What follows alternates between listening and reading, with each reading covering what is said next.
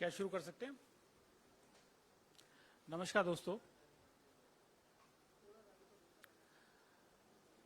आज हमारे बीच में कन्हैया कुमार जी हैं और वो दो महत्वपूर्ण मुद्दों पर अपनी बात रखेंगे। मैं ज्यादा कुछ ना कह के सीधा उन्हीं को इनवाइट कर रहा हूं।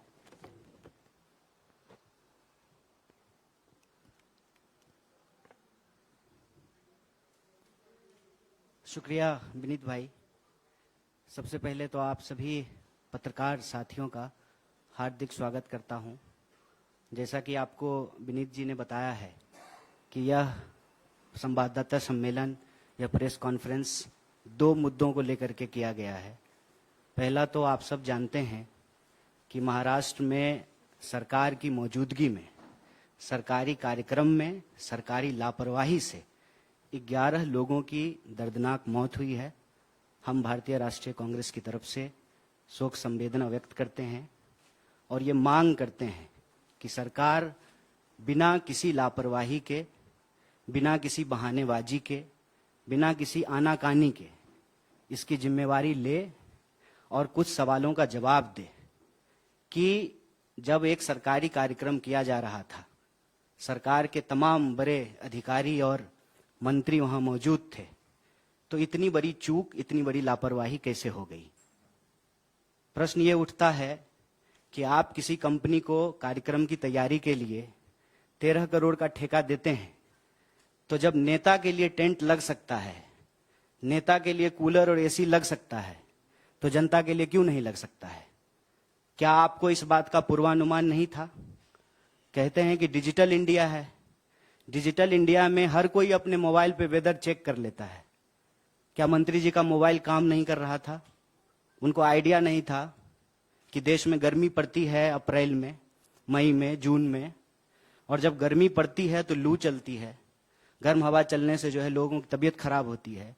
जितना क्षमता है उससे ज्यादा लोग अगर एक जगह इकट्ठा होंगे तो स्वाभाविक रूप से परेशानी आएगी। जनता की बुनियादी बेसिक सुविधाओं का ध्यान नहीं रखा गया, पानी की व्यवस्था नहीं की गई, उनके लिए छाया का प्रबंध नहीं किया गया, क्योंकि सरकार का पूरा ध्यान फोटो खिंचाने में रहता है। फोटो फ्रेम बढ़िया बनना चाहिए। आप लोग देखे हैं ना, माननीय प्रधानमंत्री जी एक बड़ा सा कैमरा लेते हैं अपने हाथ में और 5 बड़ा सा कैमरा रहता है उनके पीछे, जो उनका और उनके कैमरे का फोटो खींचता है। देश में लोकतंत्र है कि नहीं है? अगर देश में लोकतंत्र है तो एक चुनी हुई सरकार अगर एक सरकारी कार्यक्रम कर रही है और वहां लोगों को यदि बुलाया गया है, उनके साथ अगर कोई हादसा होता है तो इसकी जिम्मेवारी सरकार को लेना पड़ेगा। भारतीय राष्ट्रीय कांग्रेस ने, महाराष्ट्र की यूनिट ने यह सवाल उठाया है कि यह गैर इरादतन हत्या का मामला है। सरकार इसकी जिम्मेवारी ले और उसकी जिम्मेवारी तय करने के लिए देश का सबसे महत्वपूर्ण विपक्ष होने के नाते हम सरकार से ये सवाल उठा रहे हैं कि आप घटना के बाद बहानेबाजी ना करें, इधर उधर की बात ना करें, जिम्मेवारी तय करें, जो लोग दोषी हैं उनके ऊपर कार्रवाई करें, और सबसे ज्यादा दोषी तो सरकार खुद है, तो यह दोष को अपने मत्थे ले और इस तरह की कोई भी घटना आने वाले दिनों में ना हो, इसको सुनिश्चित किया जाए। यह भारतीय राष्ट्रीय कांग्रेस की तरफ से हमारी मांग है। दूसरा जो महत्वपूर्ण विषय है, जिसके बारे में आप सब लोगों को सूचित भी किया गया होगा, कि कल आदरणीय राहुल जी ने कर्नाटका की एक सभा में यह मांग उठाई है कि सरकार अगर सचमुच ओबीसी से प्रेम करती है, क्योंकि आप सब जानते हैं, पिछले दिनों आप लोगों ने देखा कि विपक्ष मांग रहा था जेपीसी, सारे विपक्षी दलों ने कहा जेपीसी जेपीसी जेपीसी, अचानक से बीजेपी कहना शुरू कर दी ओबीसी ओबीसी ओबीसी। जेपीसी की मांग के सामने अगर ओबीसी की बात बीजेपी लेकर के आई है तो यह जरूरी हो जाता है कि कुछ सवाल सरकार से पूछा जाए। सबसे पहला सवाल यह है कि प्रधानमंत्री बड़े जोर शोर से कह रहे हैं कि डिजिटल इंडिया का दौर है, तो डिजिटल इंडिया में, डिजिटल दौर में सबसे जरूरी चीज है डेटा। अक्सर आप सब लोग सुनते होंगे कि कहा जा रहा है कि डेटा न्यू ऑयल है, जिसके पास डेटा होगा वो दुनिया का लीडिंग पावर होगा। अगर ऐसी स्थिति है तो हमारी सरकार, भारत की सरकार डेटा को इकट्ठा करने में, डेटा को तैयार करके डेटा देश को बताने में, जारी करने में इतनी हिचकिचाहट क्यों दिखा रही है? क्या कारण है इसका? आप सब जानते हैं कि जब भारतीय राष्ट्रीय कांग्रेस की सरकार थी, यूपीए 2 के दौर में 2011 में जनगणना हुआ और उस जनगणना की जो रिपोर्ट थी उसको तैयार किया गया। वह रिपोर्ट प्रकाशित होती, उसके बाद सरकार चली गई। 2014 में नई सरकार बन करके आई। तब से लेकर के हम लोग 2023 में हैं, अभी तक कोई डेटा जो है वो जारी नहीं किया गया है। आप सब लोगों को पता है कि 2021 में जनगणना होना था, 2021 में जनगणना नहीं हुआ है। दुष्यंत कुमार कहते हैं कि कहां तो तय था चिरागा हर एक घर के लिए, कहां चिराग मयस्सर नहीं शहर के लिए। डेटा जब इतना इंपॉर्टेंट है, जब हर चीज को गिना जाना जरूरी है, आप स्त्री गिनते हैं, पुरुष गिनते हैं, शिशु गिनते हैं, पशु गिनते हैं, तो फिर जाति गिनने में क्या दिक्कत है? और हम इसमें कुछ और तो नहीं कह रहे हैं, हम ये कह रहे हैं कि देश में हर 10 साल में जो सामाजिक, आर्थिक और जातीय आधार पर जो जनगणना होता है उसका रिपोर्ट जो है आप जारी कीजिए। जो जनगणना 2021 में होना था 2023 हो रहा है, तो आप उस जनगणना की कार्रवाई को शुरू कीजिए, क्योंकि हर 10 साल में जनगणना होना है। और ऐसा तो है नहीं कि आज जनगणना शुरू हुआ है। आप सब जानते हैं कि इस देश में लगभग 150 साल से जनगणना हो रहा है, 150 साल से। और हम गिनते क्यों हैं? हमको संख्या को गिनने की जरूरत क्यों पड़ती है? इसका सीधा सा जवाब है, आपके घर में जितने सदस्य होते हैं उतना ही खाना बनाते हैं ना। घर में अगर आप कोई दावत देते हैं तो जितना गेस्ट आपको एक्सपेक्टेड होता है उतना ही जो है आप भोज में खाना बनवाते हैं। जब आपके पास संख्या ही नहीं होगी तो किस आधार पे आप नीति का निर्माण करेंगे? कैसे जो है आप नीति का निर्धारण करेंगे? संख्या होना जरूरी है। और संख्या के मामले में आप सब लोगों को पता है, ना सरकार इस बात को बताने में इंटरेस्टेड है कि अदानी जी की सेल कंपनी में 20,000 करोड़ रुपया कहां से आया, ना सरकार इस बात को बताने में इंटरेस्टेड है कि इस देश की वास्तविक संख्या क्या है। आप अगर प्रधानमंत्री जी की रैली को भी ध्यान से सुनेंगे तो कुछ दिन पहले कह रहे थे 135 करोड़, 135 करोड़, आजकल कहते हैं 140 करोड़। तो 135 करोड़ से 140 करोड़ हम कैसे हो गए हैं? क्या सचमुच 140 करोड़ हुए हैं कि 139 करोड़ ही हो रहे हैं? ये आंकड़ा तो सरकार को इकट्ठा करना चाहिए, सरकार को ये आंकड़ा जारी करना चाहिए। और जब गिन ही रहे हैं, पेड़ गिन लेते हैं, पशु गिन लेते हैं, शिशु गिन लेते हैं, तो जाति भी गिन लीजिए। आज देश को आखिर पता तो चले कि किस वर्ग के लोगों की वास्तविक हालत क्या है। यह भी तो हो सकता है ना। सरकार ने ही किया है कि इस देश में 10% ईडब्ल्यूएस के आधार पर रिजर्वेशन दिया है और कांग्रेस पार्टी ने, भारतीय राष्ट्रीय कांग्रेस ने उसका समर्थन किया कि अगर आपके पास ये आंकड़ा है कि जनरल कैटेगरी के लोग भी गरीब हैं, अगर आप उनको मदद देना चाहते हैं तो मदद दीजिए।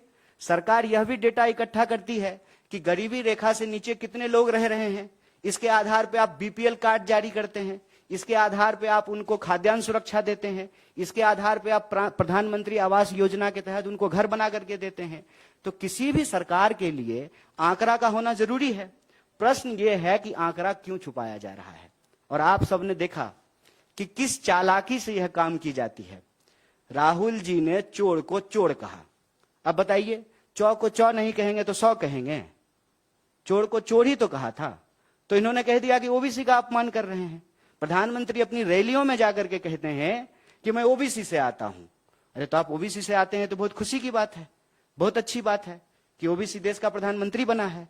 यह इस बात को सुनिश्चित करेगा कि अब सरकारी विभाग में कोई भी पोस्ट जो है वो खाली नहीं होगा। जितना विभाग में रिक्तियां हैं, सारी रिक्तियां भर दी जाएगी। लेकिन रिक्तियां भरने से पहले यह जानकारी तो हो कि इस देश में लोगों की वास्तविक हालत क्या है, उनकी सामाजिक स्थिति क्या है, उनकी आर्थिक स्थिति क्या है, उनकी जातीय स्थिति क्या है। जात के आधार पर राजनीति करेंगे, जात के आधार पर वोट लेंगे, जात के आधार पर विपक्ष को घेरने का प्रयास करेंगे, लेकिन जाति की संख्या क्या है यह बताने की बात नहीं कर रहे हैं। और हम गिनने की ही बात कर रहे हैं ना। गिनने में क्या तकलीफ है? कहते हैं कि किसी भी राज्य का निर्माण कैसे होता है? 3 चीजों से होता है, संख्या, जमीन और संप्रभुता। तो संख्या तो पता होना चाहिए ना कि भारतीय राज्य की सीमाओं के भीतर कितने भारतीय रहते हैं, उनकी वास्तविक हालत क्या है, चाहे वो किसी भी वर्ग से आते हो। आज तो कोई भी ये नहीं कह सकता है ना कि रिजर्वेशन नहीं मिल रहा है। आज तो सबको रिजर्वेशन मिल रहा है। आज तो जनरल कैटेगरी को भी रिजर्वेशन मिल रहा है, ओबीसी को भी मिल रहा है, एससी को भी मिल रहा है और एसटी को भी मिल रहा है। और ये रिजर्वेशन तो बीजेपी नहीं दिया है। तो बीजेपी को यह बात स्पष्ट करना चाहिए। और आरएसएस के प्रमुख का कई बार आप लोग बयान सुन चुके होंगे कि वो कहते हैं कि हम रिव्यू करना चाहते हैं, रिजर्वेशन पॉलिसी का हम रिव्यू करना चाहते हैं। तो बिना डेटा का आप रिव्यू कैसे करेंगे? जब आपके पास आंकड़ा ही नहीं होगा तो आप क्या रिव्यू करना चाहते हैं? इसका मतलब यह है कि बीजेपी असल चाहती है कि गुड़ खाएं गुलगुल्ला से परहेज। मतलब एक वर्ग को कह दें कि नहीं नहीं, गिनने की क्या जरूरत है, इससे समाज जो है उसमें जात पात फैलेगा, समाज में जातिवाद बढ़ेगा। अगर ओबीसी बोलने से समाज में जात पात फैलता है तो प्रधानमंत्री अपनी रैली में जाकर के ये क्यों कहते हैं कि मैं ओबीसी हूं? विपक्ष जब जेपीसी की मांग करता है, जब राहुल जी चोर को चोर कहते हैं, तो सरकार क्यों कहती है कि आप ओबीसी का अपमान कर रहे हैं? अगर यह शब्द बोलने से, यह शब्द कहने से, इसको गिनने से समाज में जात पात फैलता है तो बीजेपी इसके आधार पर राजनीति क्यों करती है? बीजेपी को अपना स्टैंड क्लियर करना चाहिए। बीजेपी को देश की जनता को जाकर के बताना चाहिए कि आप जनगणना कराना चाहते हैं कि नहीं कराना चाहते हैं। और आप जनगणना कराना चाहते हैं तो जनगणना कराइए, जैसे बिहार में हो रहा है। अगर आप नहीं कराना चाहते हैं तो वो भी प्रेस कॉन्फ्रेंस करके देश को बताइए कि हमको देश के लोगों को गिनने की जरूरत नहीं है, सरकार को लोगों को गिनने की जरूरत नहीं है। उनका दोस्त जो है ना वो डेटा इकट्ठा कर रहा है, जिसके आधार पे जो है वो चुनाव की नीति बना लेंगे। लेकिन सवाल यहां सरकार की नीति निर्धारण का है। कितने लोग किस घर में रहेंगे उसी के आधार पे आप कमरा बनवाएंगे ना। एक जो है बेडरूम बनवाएंगे, बच्चा हो गया है 2 तो एक जो है चिल्ड्रन रूम बनवाएंगे, गेस्ट आते हैं तो एक गेस्ट रूम बनवाएंगे। किसी भी नीति का निर्माण आप डेटा के आधार पे करेंगे। सरकार डेटा जारी नहीं करना चाहती है और यह सवाल राहुल जी ने उठाया है, जो आज के लिए बहुत जरूरी सवाल है। और अगर आपको प्रेम है, जो आप दावा करते हैं और अपनी रैलियों में जाकर के बताते हैं, तो देश को बताइए कि देश में जाति के आधार पर लोगों की वास्तविक स्थिति क्या है। लोगों को बताइए कि आर्थिक आधार पर लोगों की स्थिति क्या है, सामाजिक आधार पर लोगों की स्थिति क्या है। इसका डेटा इकट्ठा कीजिए, जनगणना करवाइए, उस डेटा को जारी कीजिए, तब जाकर के पता चलेगा ना कि दुनिया में डंका बज रहा है जिस देश का, उस देश की असली हालत क्या है। हम भारतीय राष्ट्रीय कांग्रेस की तरफ से यह मांग करते हैं और हमारे राष्ट्रीय अध्यक्ष माननीय मल्लिकार्जुन खड़गे साहब ने प्रधानमंत्री को चिट्ठी लिखा है। उस चिट्ठी में यह जिक्र किया है कि हम दोनों सदन में इस बात को उठाए हैं कि 2011 में जो जनगणना हुई थी उसकी रिपोर्ट को आप जारी कीजिए। 2021 में जो जनगणना होना था उस जनगणना को अविलंब शुरू कीजिए। और जब एक काम हो रहा है, एक पंथ दुई काज हो जाए। जब गिन ही रहे हैं तो सब आधार पे गिन लीजिए। जब हर आधार पे समाज में लोग रह रहे हैं तो हर आधार पे लोगों को गिन लीजिए। और सरकार के पास डेटा होना जरूरी है। सरकार अगर कहती है कि देश में खुशहाली है, देश में खुशहाली आई है, लोगों के बीच में प्रॉस्पेरिटी फैला है, तो यह बताने में क्या दिक्कत है कि देश में जो है कितने बेरोजगार हैं। आप सब लोग इस बात को जानते हैं कि सरकार ने सर्वे कराना बंद कर दिया है। सरकार के पास बेरोजगारों का कोई आंकड़ा नहीं है, क्योंकि सरकार रोजगार देने में इंटरेस्टेड ही नहीं है। इसीलिए जो है बेरोजगारों को गिनने के लिए तैयार नहीं है। भारतीय राष्ट्रीय कांग्रेस की तरफ से यह स्पष्ट और सीधा मांग है, अविलंब जनगणना करवाई जाए।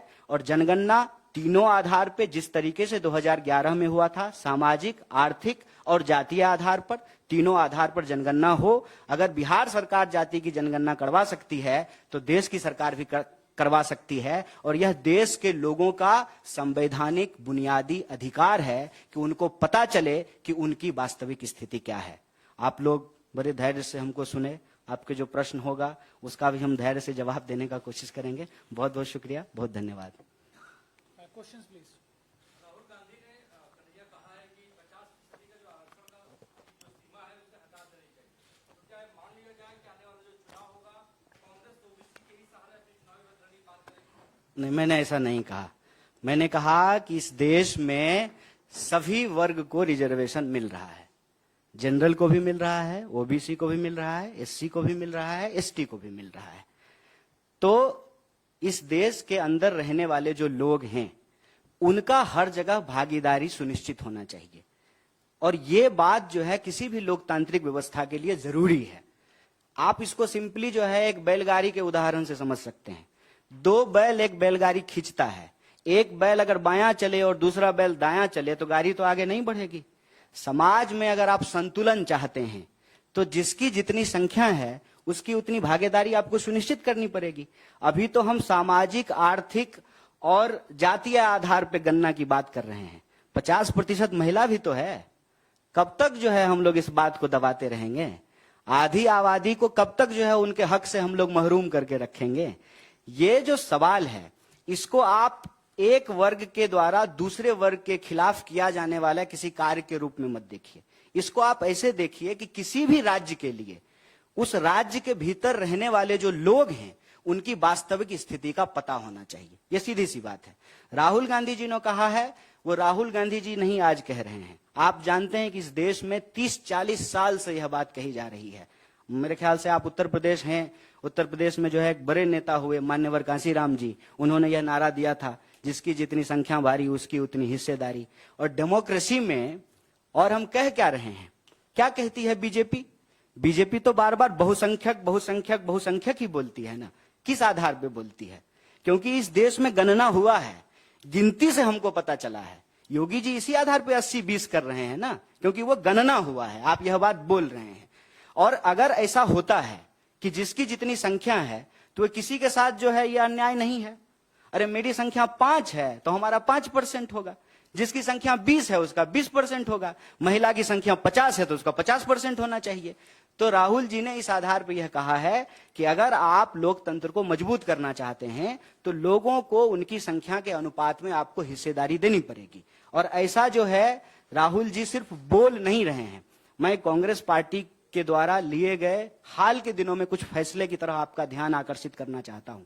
पिछली 2 महत्वपूर्ण जो है कार्यक्रम भारतीय राष्ट्रीय कांग्रेस की तरफ से हुआ, एक उदयपुर का चिंतन शिविर और दूसरा रायपुर का महाधिवेशन। दोनों ही जगह यह बात कही गई कि भारत दुनिया का सबसे युवा देश है। हर 5वां नौजवान दुनिया का भारतीय है। तो आप अगर कोई नीति बना रहे हैं तो आप युवाओं को नजरअंदाज करके नहीं बनाएंगे। इसीलिए 50 अंडर 50 का पॉलिसी लेकर के आया गया है। इसको सिर्फ आप कास्ट के फ्रेमवर्क में मत देखिए। इसमें जाति भी है, वर्ग भी है, लिंग भी है, आमदनी भी है और हर तरह के पहचान। अब मान लीजिए, क्या साउथ के राज्य ने यह मांग करना नहीं शुरू किया है कि हम सेंटर को जितना टैक्स देते हैं बदले में हमको उतना रिटर्न नहीं मिलता है? ऑलरेडी ये मांग वहां के राज्य कर रहे हैं।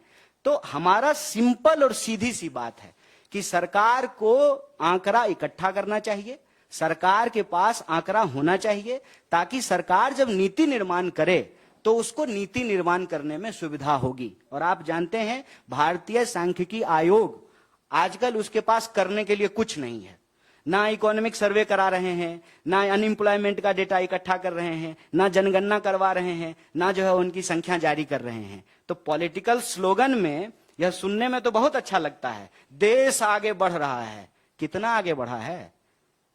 ऐसे नहीं हो सकता है ना। आपको हम बोले कि भैया केला लेते आइएगा तो आप पूछेंगे ना कि कितना, आधा दर्जन की 1 दर्जन, तो जितना हमको जरूरत होगा उस हिसाब से बोलेंगे। डेटा को लेकर के इतनी रिलक्टेंसी, इतनी हिचकिचाहट सरकार के मन में क्यों है? तो राहुल जी ने यह प्रश्न सीधा सीधा उठाया है कि एक तो हमने 2011 में जनगणना कराया था, तीनों आधार पे कराया था। अगर आपको प्रेम है तो पहले तो आप 2011 का ही डेटा रिलीज कर दीजिए। दूसरा, हर 10 साल में जो जनगणना होनी है उसको कराइए। ऑलरेडी 2 साल लेट हो गया है। और जब करा ही रहे हैं तो एक ही खर्चा में हो जाएगा। जैसे आपके घर पे आएंगे गिनने के लिए आपको, तो आपको भी गिन लेंगे, आपकी घर की महिला को भी गिन लेंगे, बच्चा को भी गिन लेंगे, और आप कौन जाति के हैं ये भी गिन लेंगे। आपके घर में कितना सिलेंडर है, आपका रूम कितना है, आप कौन सा गाड़ी इस्तेमाल करते हैं, आपकी इकोनॉमिक हालत क्या है, इसको भी गिन लेंगे। जितना हमारे पास जो है वेरिएशन ऑफ डाटा रहेगा, डेटा रहेगा, बिहारी आदमी इसलिए डाटा बोल देते हैं कभी कभी, जितना हमारे पास डेटा रहेगा उतना आसानी होगी हमको पॉलिसी बनाने में। तो अननेसेसरी जो है ना, इसमें कोई पॉलिटिकल मीनिंग नहीं ढूंढना चाहिए। ये राज्य की जिम्मेवारी है और जनता का अधिकार है।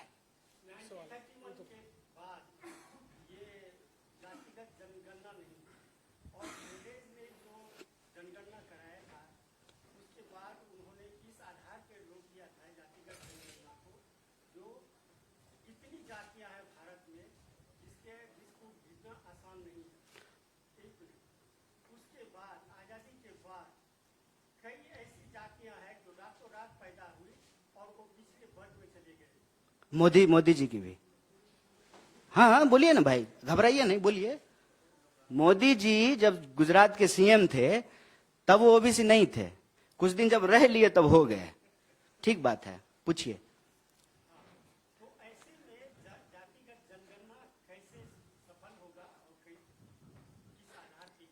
क्यों नहीं सफल होगा? इसको इस आज के समय में डिजिटल दौर में क्या क्या चीज का जनगणना हो जाता है सर। आप अपने मोबाइल के सामने बोलिएगा जूता, और उसके बाद प्रचार आना शुरू हो जाएगा 2 मिनट के बाद। एआई के इस दौर में किसी चीज को क्लासिफाई करना, डेटा को इकट्ठा करना, इसका इतना मुश्किल काम तो नहीं है। यही तो हमने कहा महाराष्ट्र के मामले में भी। अरे गृह मंत्री मोबाइल पे ही देख लेते कि आज का वेदर क्या है। अगर हीट वेव आने की संभावना है तो कार्यक्रम दोपहर की वजह शाम को हो जाता। आज जो आप जटिलता का प्रश्न उठा रहे हैं ना, उस जटिलता को टेक्नोलॉजी ने रिजॉल्व कर दिया है। अब आप किसी भी कॉर्पोरेट ऑफिस में चले जाइए, सारा डेटा है उनके पास।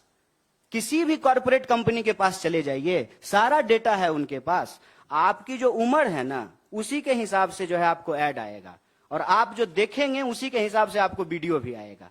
आज के डेट में ये सब कोई मुश्किल काम नहीं है। सरकार अगर चाहेगी डेटा इकट्ठा करना, तो जो जनगणना होगा उस जनगणना में जो लोग पूछने के लिए जाएंगे घर घर, वो सब सवाल पूछ लेंगे कि आप किस तरह के राजपूत हैं, किस तरह के ब्राह्मण हैं, किस तरह के यादव हैं। 3, 13, सवा लाख, 13 लाख, कुछ ऐसा है ना। इतने प्रकार के ब्राह्मण हैं, कितने प्रकार के भूमिहार हैं, कितने प्रकार के राजपूत हैं, कितने प्रकार के यादव हैं, सब गिना जा सकता है सर। और हम क्यों ये बात उठा रहे हैं? हम इसलिए ये बात उठा रहे हैं कि देश के पास, सरकार के पास देश के लोगों की पूरी जानकारी होनी चाहिए। अगर आप देश में इंटरेस्टेड हैं तो, अगर आप देश का नाम लेकर के दोस्त में इंटरेस्टेड हैं तो वो अलग बात है कि देश जो है उसकी स्थिति ये हुई कि 50% लोगों की 40% आमदनी घट गई और प्रधानमंत्री जी के दोस्त की जो है आमदनी बढ़ गई।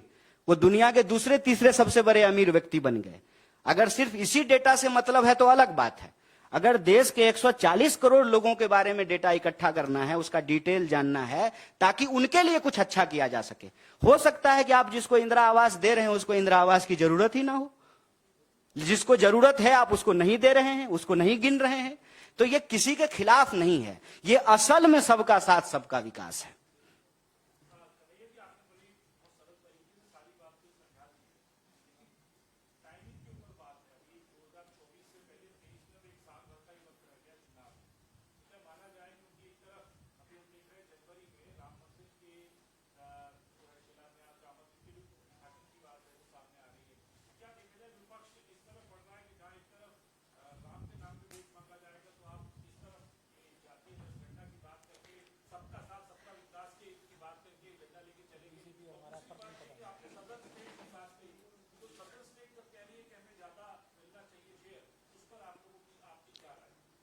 देखिए, सबसे पहली बात तो ये कि राम मंदिर बन रहा है, लोग राम मंदिर दर्शन करने के लिए जाएंगे, वो एक बात है। हम कह रहे हैं कि गिन लीजिए लोगों को। सरकार अगर चाहेगी तो वहां भी एक स्टॉल लगा देगी, वहां भी गिन लेगी लोगों को। और लोग खूब बताते हैं, खूब बड़े गर्व के साथ बताते हैं कि हम फलाने जाति से हैं। कहां कोई छुपाता है? आज के डेट में हर कोई गर्व से बता रहा है, हर कोई जो है जाति प्रमाण पत्र बनवा रहा है। क्योंकि आप जो प्रश्न कर रहे हैं उसका दौर चला गया। जब 10% ईडब्ल्यूसी रिजर्वेशन नहीं था तब यह सारा बहस किया जाता था। आज के डेट में कौन नहीं है इस कैटेगरी में, मुझे बता दीजिए। तो सबको मिल गया है, तो अब यह बहस ही समाप्त हो गया है। हम उससे आगे की बात कर रहे हैं। अगर आप दुनिया को देखेंगे, पूरी दुनिया में जिस तरह से स्थिति पैदा हो रही है, हर राज्य चाहती है कि उसके लोगों का आंकड़ा उसके पास हो, कितने तरह के लोग रह रहे हैं। अभी मैं आपको एक सिंपल सा एग्जांपल देता हूं कि डेटा होना क्यों जरूरी है। कोविड हुआ, कोविड के दौरान आपने देखा कि मजदूरों की क्या हालत हुई। लोग जो है, मैं बिहार से आता हूं, गुड़गांव से जो है साइकिल चला करके लोग गए, पैदल गए, ट्रेन की पटरी पे चलते हुए लोगों की जान चली गई। किसी भी सरकार के पास यह डेटा नहीं था कि उसके राज्य के कितने मजदूर दूसरे राज्य में जाकर के काम करते हैं। किसी भी राज्य के पास यह आंकड़ा नहीं था।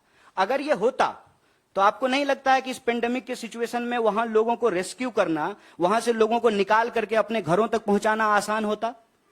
मैं जो बात कह रहा हूं उसमें खाली विपक्ष की राजनीति नहीं है। भारतीय राज्य को हम और कैसे मजबूत बना सकते हैं और कैसे बेहतर बना सकते हैं, यह कामना है। और इसको इस रूप में मत देखिए कि वो जो है भाजपा धर्म की राजनीति करती है तो हम जाति की राजनीति करते हैं। नहीं नहीं, दोनों पे उन्हीं का पेटेंट है। धर्म पे भी वही कर रहे हैं और जात पे भी वही कर रहे हैं। वही जो है भाषण में जाकर के शमशान कब्रिस्तान भी करने लगते हैं और वही जो है अपने आप को ओबीसी भी बोलने लगते हैं।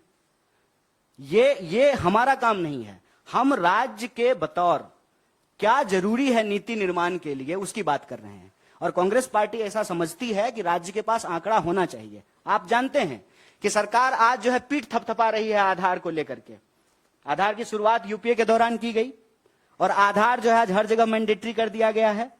किसी भी राज्य के लिए, अमेरिका हो, लंदन हो, यूरोप हो, कहीं की भी बात कर लीजिए, सरकार के पास आंकड़ा होना चाहिए। अब जात इंग्लैंड में तो होता नहीं है, जात होता यूपी, बिहार, भारत में है, तो जात यहीं गिनिएगा ना। जहां जो होगा वहां पे गिनेंगे। और जहां तक भागीदारी का सवाल है, आप जानते हैं कि इस देश में फिजिकल एबिलिटी के आधार पे भी जो है रिजर्वेशन दिया जाता है। अब जो है इकोनॉमिक आधार पे भी दिया जाने लगा है, जाति के आधार पे भी दिया जाता है, क्षेत्र के आधार पे भी होता है। हर तरह की जो है भागीदारी दी गई है ना, जिसको कहा गया है एफर्मेटिव एक्शन। एफर्मेटिव एक्शन का मतलब यह नहीं होता है कि आपका मोटरसाइकिल जो है वो 1 लीटर में 50 किलोमीटर का एवरेज देता है तो आपका पंक्चर नहीं कर देना है टायर। जिसका 10 ही एवरेज दे रहा है ना, उसमें कार्बोरेटर बढ़िया लगा देना है कि थोड़ा एवरेज बढ़ जाए। यह होता है एफर्मेटिव एक्शन। इसको इस तरह से ना पिच किया जाए कि एक के खिलाफ हम दूसरे के लिए कुछ कर रहे हैं। धर्म और जाति को एक दूसरे के खिलाफ पिट नहीं कर रहे हैं। क्योंकि एक बात बताइए, इस देश में कौन सा ऐसा धर्म है जिसकी जाति नहीं है? बताइए। अगर क्रिश्चियनिटी में कास्ट होता तो इंग्लैंड में भी कास्ट होता ना, खाली भारत में है। अगर इस्लाम में कास्ट होता तो सऊदी अरबिया में भी कास्ट होता, भारत में है। इस देश में अगर कोई पैदा हुआ है तो उसका कोई धर्म भी होगा और उसकी कोई जाति भी होगी। ये अलग अलग बात नहीं है, इसको अलग अलग मत कीजिए। ये योगी जी की चालाकी है 80-20।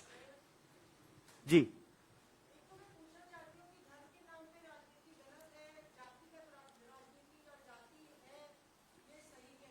नहीं, राजनीति कहां कर रहे हैं, संख्या पूछ रहे हैं। अब एक बताइए, हम कहेंगे कि महिला को 50% आप भागीदारी मिलनी चाहिए। नहीं, अरे महिला हैं आप, तो आप ही की बात करेंगे। नहीं, महिला पे भी बात करेंगे, क्यों नहीं करें? हम तो सबको गिनने की बात कर रहे हैं ना। अब एक बात बताइए, हम कहेंगे कि 50% आबादी है महिलाओं की, मान के चलते हैं, तो महिलाओं की 50% आबादी है, उसको भागीदारी मिलनी चाहिए, तो इसमें राजनीति क्या है? अगर हम 1947 से पहले अंग्रेज के खिलाफ लड़ करके आजादी मांग रहे थे तो ये राजनीति थी, हक नहीं था। अगर राजनीति से ही हर चश्मे को देखा जाएगा तो फिर सब कुछ राजनीति है। फिर प्रधानमंत्री का यह कहना कि मैं ओबीसी हूं, ये जाति की राजनीति है कि नहीं है? या भाजपा के नेताओं का यह कहना कि हम अमुक धर्म से हैं, वो धर्म की राजनीति है कि नहीं है? हम कह रहे हैं सिंपल कि राज्य के तौर पर आपके देश के भीतर रह रहे लोगों की संख्या आपको मालूम होना चाहिए। और इस देश में जब आप संख्या को गिनेंगे तो वो सिर्फ नंबर नहीं है, जैसे आप सिर्फ मौसमी नहीं है। आपका कोई धर्म भी है, आपकी कोई जाति भी है और आपका कोई वर्ग भी है। आप जहां रहते हैं तो अपने सैलरी के आधार पर ही रहते होंगे ना। अगर आपका हायर सैलरी है तो बसंत विहार में रहिएगा, अगर हायर सैलरी नहीं है तो यमुना पार रहिएगा। इसके बारे में सरकार के पास आंकड़ा हो, इसमें क्या दिक्कत है? और कांग्रेस इसको ऑलरेडी की है। हम बस कह रहे हैं कि अगर आपको इतना प्रेम उबाल मार रहा है ना, तो थोड़ा बता दीजिए देश को, थोड़ा मालूम हो, बस इतनी सी बात है।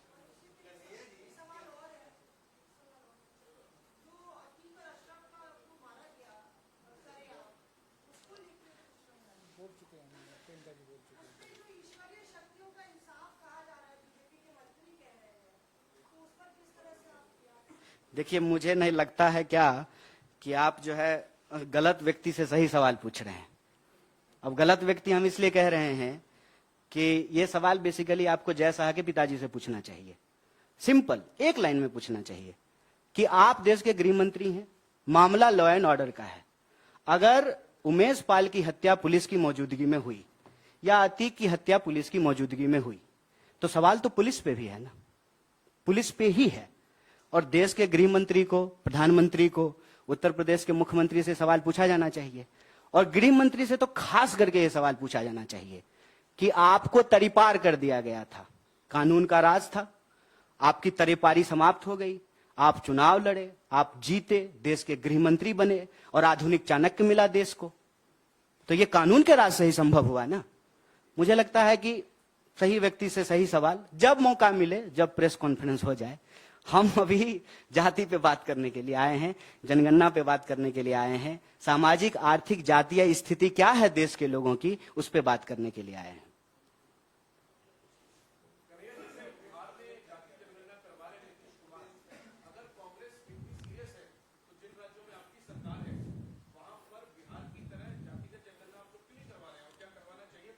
एकदम आप सवाल पूछते रहिए, हमारी सीरियसनेस बनी रहेगी। हर प्रेस कॉन्फ्रेंस में सवाल कीजिए। जैसे जब हम ओल्ड पेंशन स्कीम पे बोले थे ना, तो वैसे ही सवाल आ रहा था, तो तीनों राज्य में ओल्ड पेंशन स्कीम लागू हो गया। लगातार पूछिए। देखिए, मीडिया का काम है सत्ता पक्ष हो या विपक्ष, उसके ऊपर दबाव बना करके रखना। यह सवाल पूछते रहिए और जब हो जाएगा तो फिर से वाह वाह। अब ये तो मल्लिकार्जुन खड़गे साहब कहेंगे ना, लेकिन मैंने जो आपको कहा है वो आप भी समझ रहे हैं।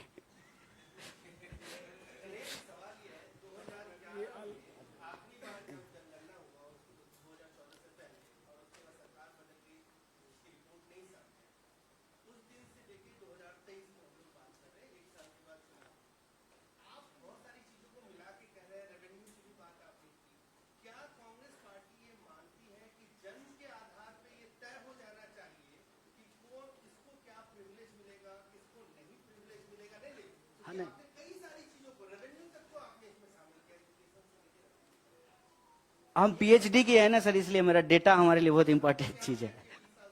जी जी, पूछिए पूछिए पूछिए।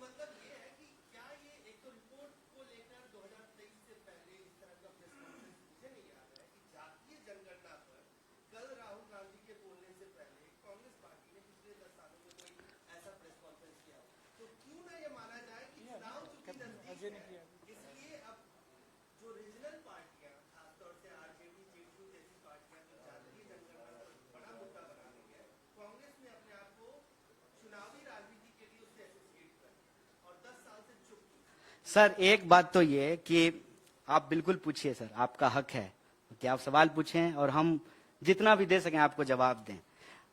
एक तो ऐसा नहीं है कि आज कर रहे हैं, अगर आप मेरे ही प्रेस कॉन्फ्रेंस को देखेंगे ना, बाकी और किसी का नाम नहीं ले रहे हैं, तो 31 तारीख को सूरत में जब हम प्रेस कॉन्फ्रेंस करने के लिए गए थे तो इस सवाल को उठाया था। राहुल जी भी बोल रहे हैं, इससे पहले कैप्टन अजय ने यहीं से जो है उन्होंने प्रेस कॉन्फ्रेंस किया था। और हम ये कह रहे हैं कि 2011 में जो है हमने ये सर्वे कराया, ये सर्वे है, हमने ये सर्वे कराया, जनगणना एक प्रकार का सर्वे है, हमने ये सर्वे कराया और रिपोर्ट तैयार होते होते हमारी सरकार चली गई, ठीक है। फिर ड्यू डेट जो था वो 2021 था, तो 2021 में सरकार ने कहा कि कोविड के चलते हम नहीं करा रहे हैं। अब देखिए,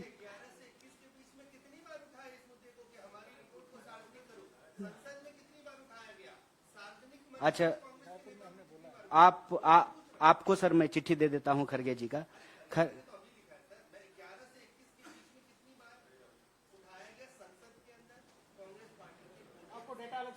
देखिए, हमने ये सवाल उठाया है, ठीक है, और ये सवाल पर हम कोई जो है ना इफ बट नहीं कर रहे हैं, सीधा सा बात है। अगर हमको नहीं कराना होता तो 2011 में ही नहीं कराते, सीधी सी बात है। Next question, last question.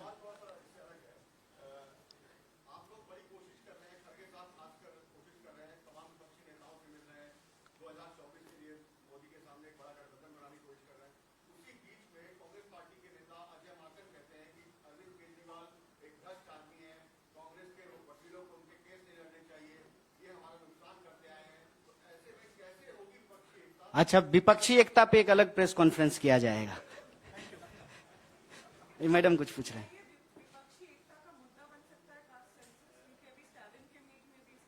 नहीं नहीं, सिर्फ विपक्षी एकता की बात नहीं है, ये देश की एकता की बात है।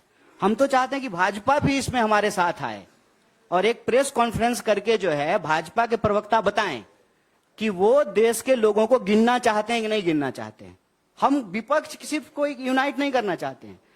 140 करोड़ जैसा कि प्रधानमंत्री अपनी रैली में बोलते हैं, तो हम एग्जैक्टली जानना चाहते हैं कि हम 140 करोड़ हुए हैं कि नहीं हुए हैं। तो हम चाहते हैं कि देश की एकता बने, सिर्फ विपक्षी एकता क्यों, भाजपा भी इसमें शामिल हो और अपना स्टैंड जो है वो देश के सामने क्लियर करे कि वो जनगणना कराना चाहती है कि नहीं कराना चाहती है। अगर कराना चाहती है तो सामाजिक, आर्थिक और जातीय आधार पर लोगों को गिनेगी कि नहीं गिनेगी। एक लाइन में जब आप स्त्री गिन सकते हैं, पुरुष गिन सकते हैं, पशु गिन सकते हैं, शिशु गिन सकते हैं, तो ओबीसी क्यों नहीं गिन सकते हैं? Thank you, thank you.